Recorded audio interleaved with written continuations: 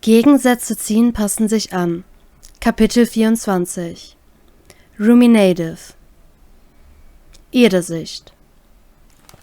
Schnell bin ich im quietschgelben U-Boot und in meine Kajüte gelaufen. Immer noch zucken blaue Blitze unkontrolliert über meinen Körper und mein Herz rast. Mein Atem ist unregelmäßig und schnell. Binnen Sekunden ziehe ich mir meine nun viel zu warmen Sachen aus und renne in mein kleines Badezimmer unter den eisigen Wasserstrahl der Dusche. Weiterhin zucken die dunklen Blitze über meinen Körper, doch hier, wo ich alleine bin und niemanden verletzen kann, ist mir das egal. Nur am Rande bemerke ich, wie sich meine Hand wie von selbst gegen meine Brust presst und beginnt zu zittern. Ich starre einfach wie versteinert in die Leere vor mir. Was wollte er machen? Was rede ich da? Ich weiß doch, was er machen wollte. Und das will ich ganz sicher nie wieder erleben. Ich will es nicht. Nie wieder. Ich kneife meine Augen zusammen und schüttle den Kopf, bevor ich mir meine Haare unter dem stetigen Fluss des Wassers glatt streiche und meinen Kopf in den Nacken lege. Mich an Trafalgars Worte erinnernd, atme ich tief ein und aus, um meine Kräfte unter Kontrolle zu bekommen. Nach einiger Zeit schaffe ich es und gehe dann haderdaufend in ein Handtuch geschlungen aus dem Bad. Erschrocken falle ich gegen die geschlossene Badezimmertür und sehe meinen Bruder entgeistert an. »Was willst du hier?« keife ich angesäuert und noch leicht unter Schock und richte mich gequält auf. Das Adrenalin ist langsam aus meinem Körper und somit spüre ich die Schmerzen an meinen Lippen. Entschuldige, ich wollte eigentlich mit dir reden. Mit hochgezogener Augenbraue gehe ich zu meinem Kleiderschrank. »Worüber?« frage ich beiläufig und suche mir passende Kleidung raus. »Wieso du so stürmisch hier rein bist? Law will mir nicht sagen, was passiert ist. Du sahst verstört aus«, beginnt er und mustert mich besorgt. Ich schmeiße meine Sachen neben ihn aufs Bett, stelle mich mit den Händen in den Hüften vor ihn und beuge mich zu ihm runter. Dass er sich immer einmischen muss, wenn es um Männer geht. Ich seufze resigniert aus und richte mich wieder auf. Wir haben nur sehr hart trainiert und ich wollte duschen. Winke ich ab und löse mein Handtuch. Oh mein, warn mich doch vor! Flucht mein Bruder und dreht sich zur Wand. Wieso? Du bist mein Bruder, das macht mir nichts. Frage ich ihn verständnislos. Ist das dein Ernst, du? Egal. Solange du das nicht für unseren Nakama machst, nuschelt Sashi undeutlich und riskiert nur kurz einen Blick, als ich gerade Unterwäsche überstreife und dreht sich dann hastig wieder zurück, weswegen ich ihn verwirrt ansehe. Er fängt sich wieder. Was ich sagen wollte, war echt nichts, versuchte er es erneut, während ich mit dem BH zuknüpfe. Kannst gucken. Zögerlich dreht er sich zurück und läuft dann augenblicklich rot an. Doch genauso schnell hat er sich wieder gefangen und mustert mich ernst. Was ist? Frage ich ihn verwirrt und sehe an mir runter. War das der Captain? Fragt er mich und deutet auf meine Seite. Ich folge seinem Blick und muss betrübt feststellen, dass ich mir wahrscheinlich eine Prellung geholt habe. Meine Seite wird langsam blau und lila. Missmutig seufzt ich. Hat der Kapitän doch zuvor erst all meine Male und Blessuren verarztet, sodass kein einziger Marker mehr auf meiner Haut zu erkennen war. Sieht man von den dauerhaften Dingen wie Narben ab. Nein? Antworte ich unsicher. Skeptisch zieht er eine Augenbraue hoch. Ja, aber das war im Eifer des Gefechts. Versuche ich, Law in Schutz zu nehmen, ohne zu wissen, wieso eigentlich. Angesäuert steht er auf, drückt mir meine restlichen Klamotten in die Hand und fordert, dass ich mich anziehen soll. Überfordert folge ich seiner Anweisung und stelle mich dabei ungeschickter an als sonst. Wir lassen dich untersuchen, beschließt er, was mich innehalten lässt. Nein, ich will nicht zu Trafalgar, teile ich ihm etwas zu schnell und panisch mit. Fragend zieht er eine Augenbraue hoch. Wir haben uns gestritten, versuche ich mich rauszureden. Dann redet ihr euch halt aus. Nein! Kaum war ich fertig angezogen, zieht er mich an der Hand aus der Kajüte 2 weiter in die von Law. Was gibt's? Kommt seine übliche Begrüßung, ohne von seinem Medizinbuch aufzusehen. Neuer Patient, meint Sashi trocken, stößt mich in die Raummitte und geht dann einfach. Ich kann mich nur noch in die geschlossene Tür werfen und gereizt vor mich hinnuscheln. Dieser blöde Patient? Ertönt die kalte Stimme meines Baldkapitäns. Ertappt drehe ich mich zu ihm und sehe ihn nervös, fast ängstlich an. Ich nicke, ohne ihn anzusehen, und streiche mein Shirt so weit hoch, dass er meine Seite sieht. Er zieht scharf die Luft ein. Au, das wollte ich echt nicht, entschuldigt er sich, während er auf mich zukommt. Automatisch weiche ich zurück, weswegen er verwundert stehen bleibt.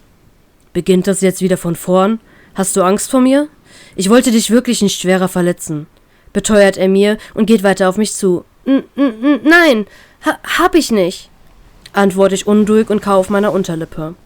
Nicht überzeugt mustert er mich. Wirkt aber anders. Ich ziehe wortlos mein Shirt aus und trete Zeichen meines Vertrauens an ihn ran. Lächelnd schüttelt er den Kopf, während er sich meine Verletzungen besieht. Still geht er an eine Schublade und holt verschiedene Dinge hervor. Er reibt mir äußerst vorsichtig eine Salbe auf die Prellung und fordert mich dann auf, meine Arme auf seine Schultern zu legen. Überrascht sehe ich ihn an, bevor ich zögerlich und mit geröteten Wangen mache, was gefordert wird. Vorsichtig, fast liebevoll wickelt er mir einen Verband um meinen Körper, während ich ihn nur stumm ansehe. Er sieht wirklich gut aus. Schnell schüttle ich meinen Kopf und sehe stur auf den Boden. Was denke ich denn da? Der sieht nicht gut aus. Der sieht alt und strohdoof aus. Beteuere ich mir selbst und sehe wieder zu ihm auf. Trafalgar sieht mich erwartungsvoll und abwartend an, worauf ich schnell meine Arme von ihm nehme und mein Shirt anziehe. Ich will schnell aus seinem Zimmer, in die Küche, doch er stellt sich mir in den Weg.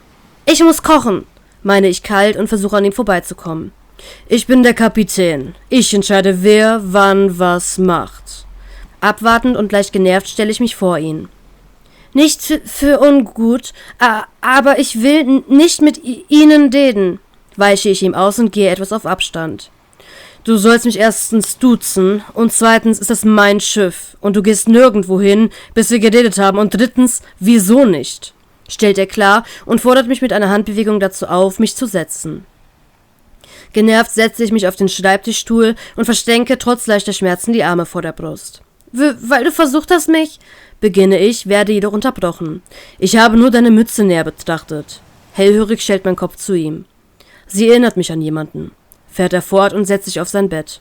Oh, wie peinlich. Ich dachte, er wollte... Ich spürte die Hitze in meine Wangen steigen.